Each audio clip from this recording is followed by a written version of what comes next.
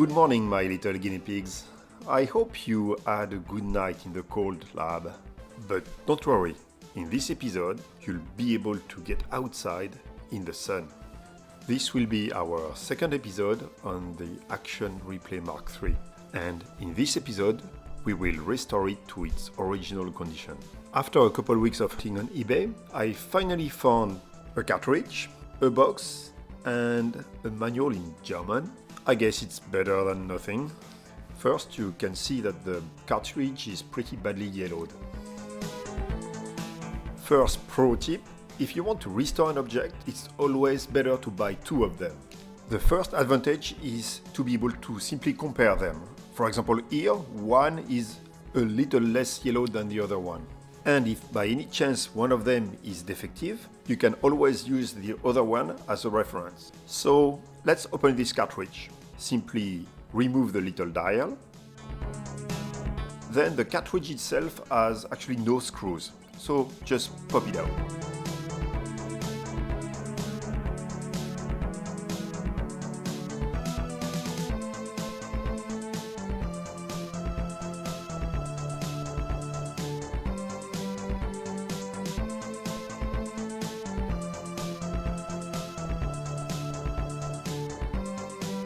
You can see here a pair of EEPROMs with a reference to see which one is in the higher address space and which one is in the lower address space. You can also see two static RAM chips. Curiously, when you compare it to my reference cartridge, you can see that there the ROM is actually mounted in surface, but otherwise all the other components are the same. We can also see that at the bottom we have a series of PLAs. PLAs means programmable logic arrays. Those chips can only do one thing, is basically mapping an input number to an output number. Let's say, you can map 3 to 5 or 225 to 6 and so on. Those enable the designer to actually make some basic bus control, like you will see in the third part. The first part of any restoration is actually the cleanup. So the PCB looks pretty clean. Only a quick scrub with an anti-static brush should be enough.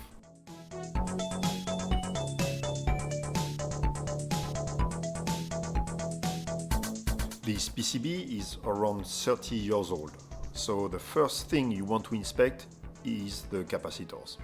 Often, with age, they just bulge and sometimes they even leak on the PCB. Here we can only see two of them, one of 1 microfarad and the other one of 10. They are so easy to replace that I'll just go ahead and replace them as a preventative measure.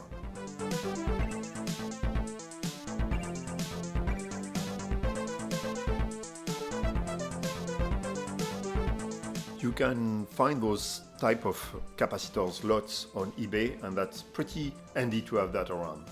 Here are our two replacement parts.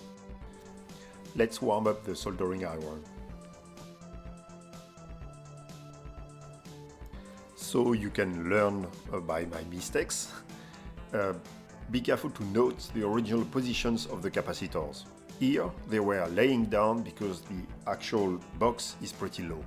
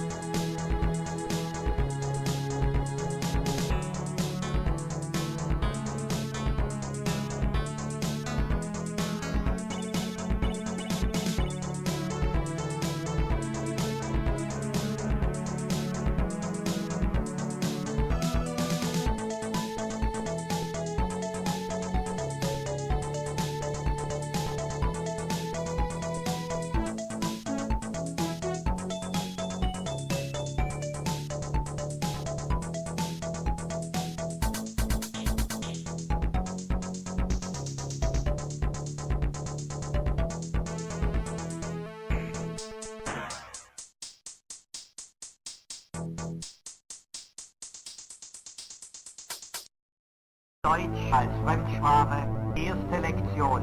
Guten Tag.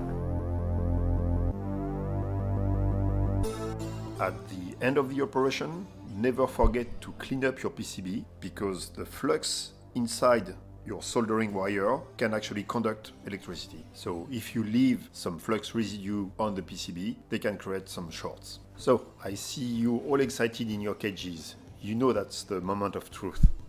Let's try it out.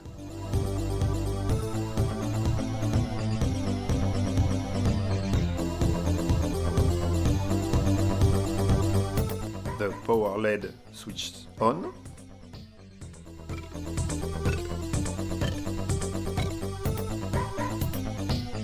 The slowdown switch and its LED also works. Now let's try to enter into the cartridge UI.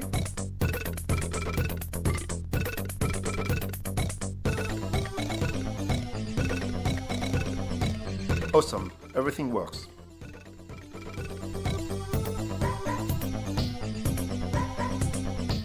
And apparently, good news, I have no virus in memory. So one little last thing is actually bothering me. Those EEPROMs are not covered. Usually you cover the EEPROM windows with some tape so they don't get exposed to UVs. Here I don't want a solar ray to flip a bit by mistake, so let's cover them.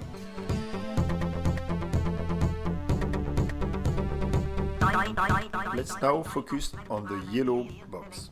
So first, a good cleanup with a toothbrush and some dishwashing soap. This is a pretty important step to get good results out of Retrobrite.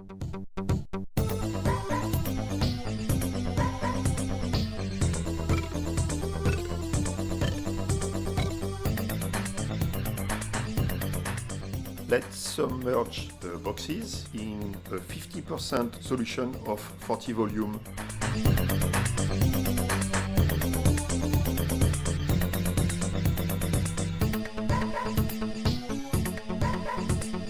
And my little guinea pigs, as promised, we're gonna go outside in the sun to actually activate the chemical reaction. This immersion technique for retrobriting is my favorite one because it's one of the less risky ones. And the results are pretty good. The plastics are very close to their original colors now. But on the other end, the sticker doesn't show any improvement. Let's fix that another way.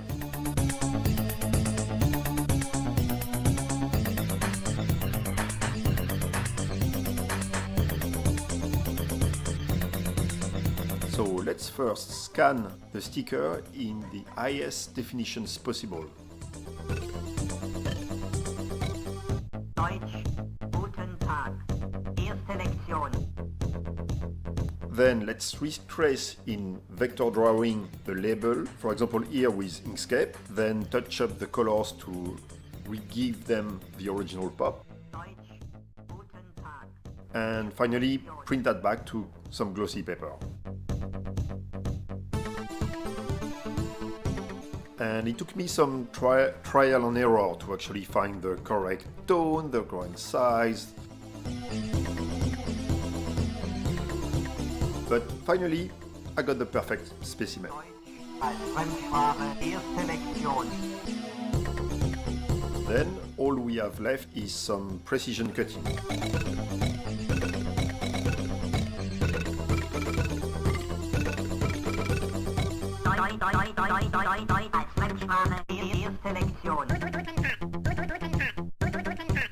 I would advise you to actually put the sticker on top of the cartridge so you can precisely cut out the holes. Guten Tag.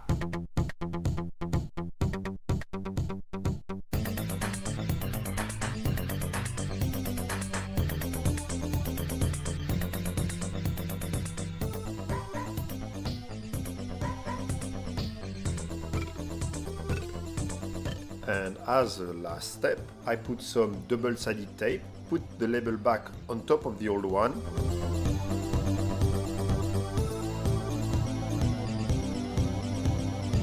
And actually I'm pretty satisfied with those results. Okay, see you in 30 years for the next restoration. This concludes our second episode. But stay tuned. In the third episode, we will go into deep technical details and I'm gonna try to explain you how this cartridge can take over the Amiga but stay still invisible to the games. Please comment, like and subscribe to the channel and stay tuned for the next episode.